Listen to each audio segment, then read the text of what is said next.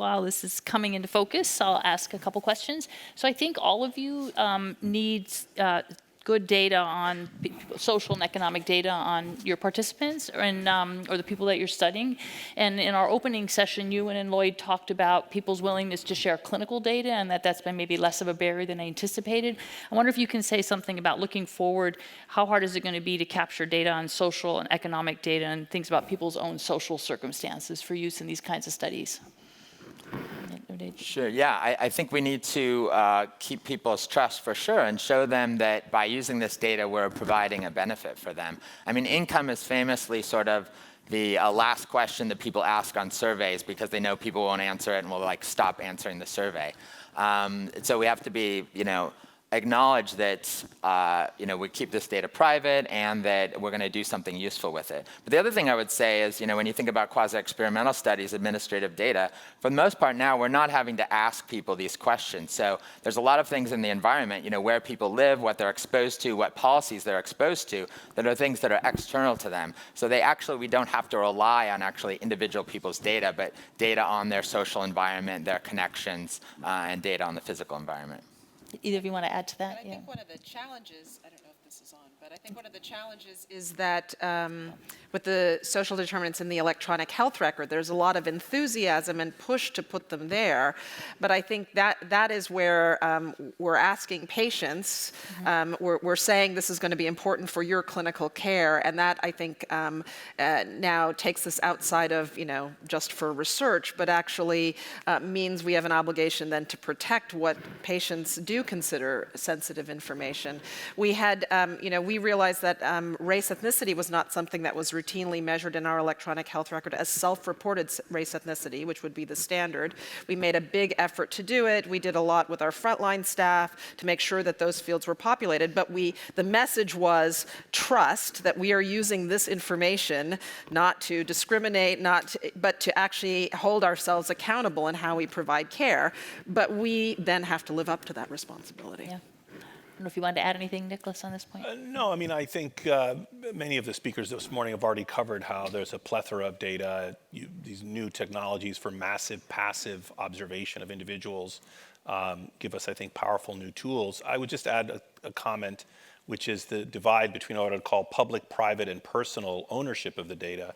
So one of the things that I'm concerned about is that, and many people here I'm sure know much more about this than I do, is the vast amounts of data that are in private hands. These companies know huge amounts about us, whether it's credit card companies or online social networks or the phone company or whatever, and they are analyzing the data and building products with the data, and the data is not necessarily available to anyone else. So I think getting that right and figuring that out is going to be a challenge in the coming years. Public data, of course, is either public or owned by the government, and then there's the issue of personal data ownership. Should you own your own data? Should you be paid for access to your data? And some people argue, I think cogently, that if we created a market for data, we would actually enhance consent and enhance quality. So, if a credit card company could say, look, we'll give you free rates if you let us anonymize your data and share it with others. That might be a model that is workable. Yeah, interesting. Okay, back here on this side. Hi, question for Dr. Christakis. First of all, bula bula. And second of all, in contemplating mapping social networks for social good, can you speak a little bit about whether there are practical tools to do that on an individual level in a big society like the United States, for example, as opposed to Honduran village? Is it possible to attempt that without being a Facebook or a Google? Or are there ways to do it without either being nefarious or seeming nefarious? So we have developed software. I didn't discuss our software initiatives in the lab, but we build software to support a lot of the research that we're doing. One of our software applications, which is publicly available for non-commercial use, is called Trellis at trellis.yale.edu. And that software we use in the field can also be used domestically for from scratch mapping of social interactions at moderate scales. So for example, a school district or a village or a workplace of a few thousand employees. If you're talking about truly national networks, and if you actually mean sociocentric networks, that is to say, if you wanted a national sample of people, for each individual, you wanted to define and ascertain their connections in what's known as an egocentric network, you could use our software or other tools to do that. But if you really want to map like comprehensively how is everyone interconnected with everyone else in what is known as a sociocentric network, then you have to be the phone company or Facebook or one of those other providers. I don't see another solution. I suppose you could invite the American public to sign up and share with you who their friends are, but I think then you would just be recreating an online network, and you would have other reasons to do that other than research. Thank you. Did I answer your question? Yes, thank you. Perfect. Okay, on this side. David, you had pointed out a number of studies really showing this increased connection or understanding of income and health. And I was just wondering if you could elaborate further on how that joint research looking at income and health might inform public policy discussions that are happening at the state and federal level, where on the one hand, people are talking about increasing minimum wage for better living conditions, and on the other hand, we're talking about Medicare for all, value-based care. So how does this work that you're seeing help to inform both of those conversations so that they're actually happening in unison? Yeah, I think, the way these things can play out can be really complicated and can have really unintended consequences, can have results that we don't know about. And what seems like it's a similar policy, it's reducing poverty, the way you do that may really matter to people. So like with the earned income tax credit, a lot of people in qualitative work have talked about, I really like that I received that as part of the tax system, and it doesn't feel like a handout, and I'm not going to a welfare office to get that check. I'm getting it as, as a citizen in the US. And so I think, I don't have a lot of, even after studying this for a while, priors about what might work and the nuances of what would work best. And so I think really, seeing how states try out things, evaluating when a minimum wage happens in different cities, when the EITC is increased in different states, you can really kind of play that out and see what happens, and then other states could try to adopt it, in a sort of feedback sort of way of learning. Okay, I think we're on this side. Yes, there is a challenge with social determinants of health. And the challenge is there are certain population that we know the intervention, they know, let's say, they need to eat better, but they say, I don't care. I just want to eat whatever I want. I want to receive healthcare. I want to eat burgers every day. If I get overweight and I need a bypass, I need to be able to go to the hospital to get it. So how do we do? Yeah, well, so I think that's, that gets a little bit to what my kind of offhand comment was at the beginning, and that, I don't think, certainly I'm not advocating, this is one solution, we should just sort of address social determinants of health and forget everything else. In that study in the Dominican Republic, what I didn't show is that there was potentially increasing rates of obesity from that increased income that the workers had. So you have these negative consequences of that in that one particular area. So I don't think that means, we should just keep paying people, keep people in poverty so they don't get overweight. But there should be a combination of other things. You should pay attention to the food environment, pay attention to other things as well. So certainly, these kind of intervention on the social determinants of health, I think, we have to evaluate them, we have to see, can set things in a good direction, but then you need to pay attention into the details and how these things play out. Nicholas, did you want, I'm sorry, Kirsten, add something. Yeah, I just said, so that's absolutely true. Social determinants intersect with behavioral determinants of health. Those are both important. I do think that we have to understand that the environments where many communities live affects the ways in which they make choices. So individual behaviors are affected by environments, and that there are ways to think about how to optimize those environments to allow people to make the best choices. I think that the experience here in our area around creating incentivizing options for fruits and vegetables and disincentivizing options for soda, for example, has actually changed large patterns of behavior in several of the areas where these types of policies have been adopted. And they are not meant to say that individuals are not responsible for choices, don't actually make choices, but But I think we have to understand these and how they intersect with one another. And then Nicholas, the next level would be in terms of the networks and your position in the networks. And I think you've done some work related to obesity. Does anything intersect with this Yeah, well, question? I mean, all these, I think there are multiple aspects to the question which my colleagues have also addressed. And, this relates to some of the underneath what you said, I thought was also this issue of agency. What are we to do with individuals who nevertheless make poor choices on their own behalf? What is the meaning of that? Are they really free to make those choices, or have they been so inculcated with certain belief systems that they make bad choices for themselves, and so they're really not free to be making the choices? And then even if they do, what does it mean to be in a civilized society? I mean, do we let this man's house burn? I don't want to live in a society in which we ignore the burning houses of people who, let's say, build houses poorly. I would like to be in a society in which we all are taxed and have a fire department which shows up and puts out the fire. So it's complicated, though, because you could make the argument that no, you should let his house burn, otherwise people won't learn. So there's that underneath it, and the thing that Mary alluded to is, of course, one of the key social determinants. I think longshoreman and social critic, I think his name was Rehkopf, famously said, when people are free to do as they choose, they generally do what everyone else is doing, which is a fundamental aspect of our humanity, of our species, is that we copy each other. And as Mary alluded to, I did some work years ago that looked at the social contagion of obesity and the fact that people are understandably very influenced by the weight, body size of the people around them. And when people around you gain weight, it resets your ideas, we think, of what an acceptable body size is, and then you gain weight, and then you pass it along. So there, are you free there? I don't know. That's a subversion of free will in a sense. That's great. Okay, over here.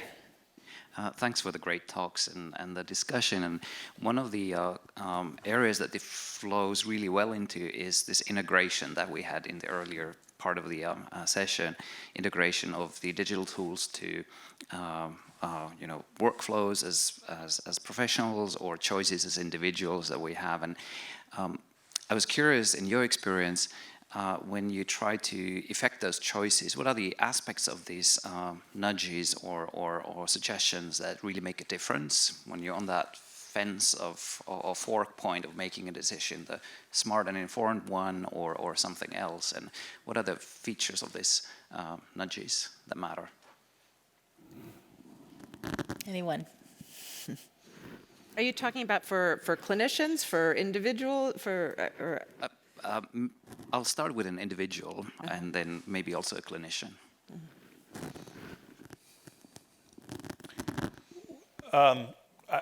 With all due respect, I think the question is a bit posed in a difficult way to answer, because not all nudges are the same, which is the essence of what you're asking. And so the nudges we use to get people to donate their organs are rather different than the nudges we use to get them to buy one vegetable over another in a fruit stand.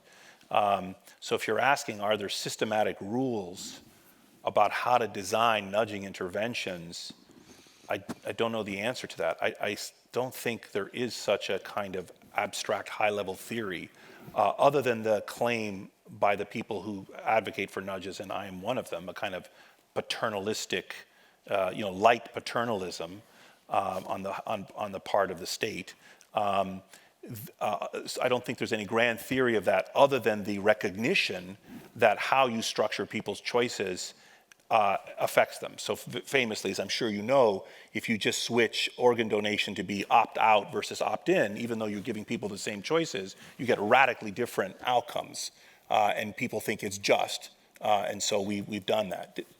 Would you like to restate your question maybe, or did we not understand it? Maybe I'll just put an example. So for me personally, if a nudge or a suggestion is timely and simple and it has some kind of reasoning behind it, I'm more likely to, either as a professional or as an individual, to adopt it or pay attention to it.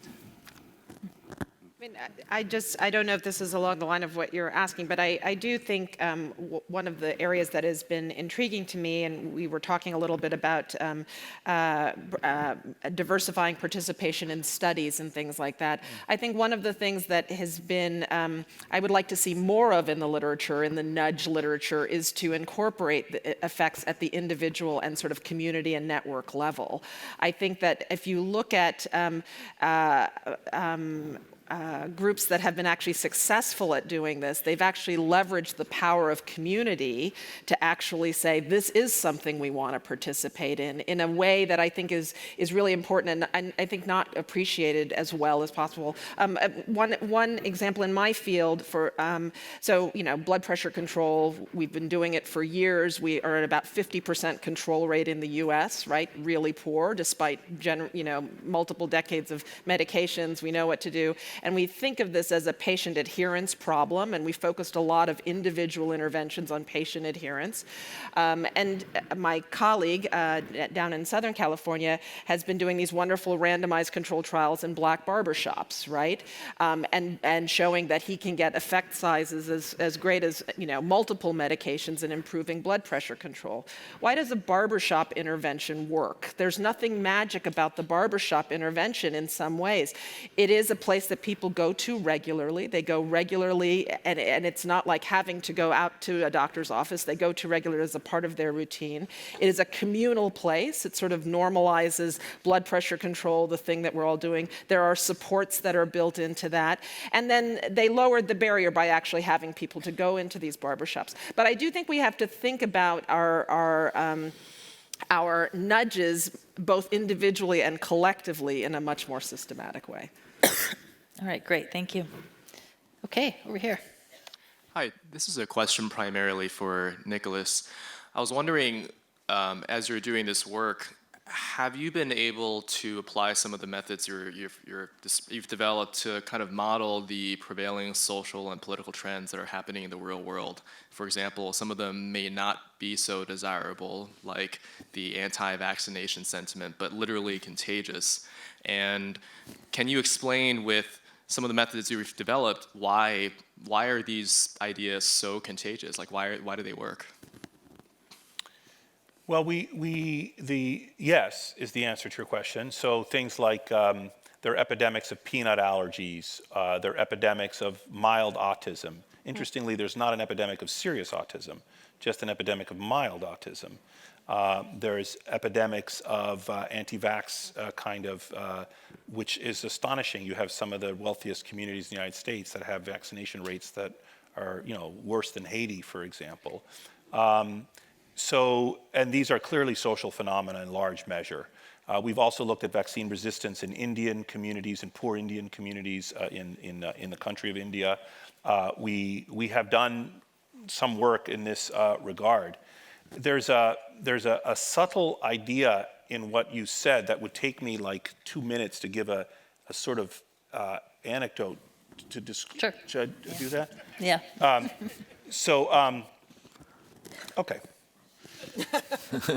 I'm going to take a risk here. I can't even see you guys. But I'm going to take this risk and tell you this. This is the classic example I use. So let's say you have a network of people. Let's say you have 2 islands in the Pacific, 100 people on this island and 100 people on this island.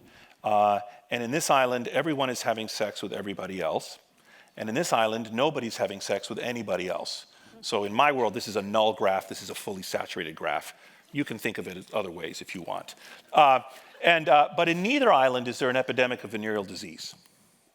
It's fine. Who cares? What the structure of the graph is different, but it doesn't matter. Now, a sailor washes up on the shore and has sex with one person. Where do you get the bigger epidemic? We're going to assume the sailor is infected with a sexually transmitted illness.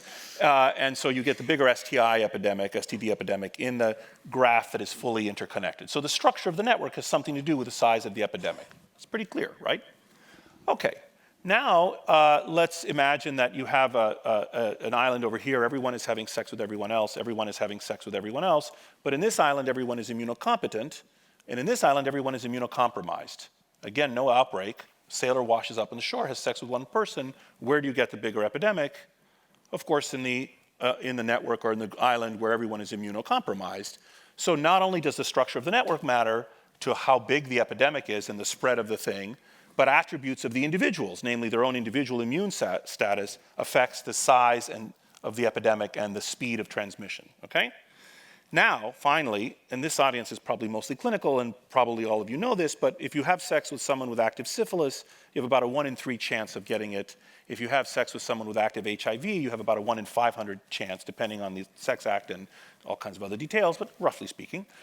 So now we have an island, everyone is having sex with everyone else is having sex with everyone else, they're all immunocompetent, a sailor washes up on the shore, here he has syphilis, there he has HIV, where do you get the bigger epidemic? Of course, with syphilis. So it's not just the structure of interactions of the people that matters, it's not just the nature of the individuals that matters, attributes of the thing itself also matter, the pathogen. In the case of microbiology, we have 100 years of science to guide us. Are there hydrophilic or hydrophobic proteins on the surface? Is it a big or small pathogen? All of this stuff that we can do, but in the case of ideas, we do not. So I cannot tell you why anti-vax sentiment is so particularly delicious that it spreads from person to person, or how that's different, for instance, than some of the other phenomena that do or do not spread. I mean, we know if you put cats in the video that helps. But other than that, we really don't know. So I cannot answer your question on the level of why is it that some ideas go viral and others do not? We still don't fully understand that. We think that there are some things, like why do some, and incidentally, for pathogens, this virality of the pathogen is distinct from its lethality. So the spreadability of a pathogen is or could or not be correlated with how deadly it is. So this spreadability of the thing is a property of ideas, but it's still poorly understood. I don't know if I answered your question, but I hope I did.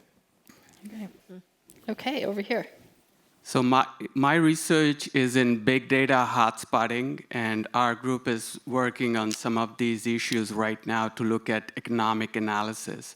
And I have a study later today presenting a poster stating that about 20% of the population is using 80% of the resources, almost based on the Pareto principle. I'm not going to be like Atul Gawande to put a term out there and not give objective data. But my question to you is, and this is for all the speakers, would you expect the social determinants of health to regress to a mean as you would for any other condition or for any other statistic? Any takers? No, that's my vote. Okay. No, the reason is there's this famous paper by Lincoln Phelan called The Fundamental Causes of Disease. There have always been socioeconomic inequalities. How they get defined, of course, varies across time and space. And the people at the top always get more than the people at the bottom. And there will always be people at the top. And so I'm not saying this to suggest we shouldn't address inequality, nor am I saying to suggest that we should just ignore the social determinant of illness. Instead, I'm saying is that as we make progress on addressing one, there will be other inevitable challenges in addressing others. And there's even the further difficulty, which is really depressing to me, is that a rising tide, I'm sure my colleagues know these famous studies, a rising tide doesn't raise all boats equally. And my favorite example of this was the Back to Sleep campaign for sudden infant death syndrome that was done about 20 years ago. So it lowered the incidence of sudden infant. So there was a high incidence of SIDS, and there was a big ethno-racial gap. And the national campaign was implemented, the Back to Sleep campaign, to get kids to sleep on their backs. The rates went down nationally, but the gap increased between the rich and the poor, or minority groups and non-minority groups. So you have this awkward situation in which you've improved the well-being of all groups, but you've widened the gaps.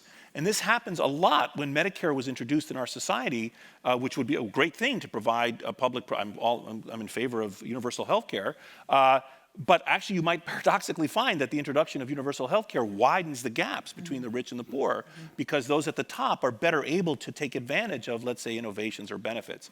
This is an endless challenge in the field that all three of us work in, and I certainly don't have an answer, but I'm sure my colleagues do. Okay. I do, actually. There we go. No, I don't have an answer, but what I'll say is that's not inevitable. And so each sort of intervention like that, like we've shown particular things where you can improve everyone's health and also reduce inequalities, or improve everyone's health and increase inequalities. And so it's just something to sort of keep in mind every time you're looking at one of these studies, not just look at the mean, but look at that distribution. Yeah, good.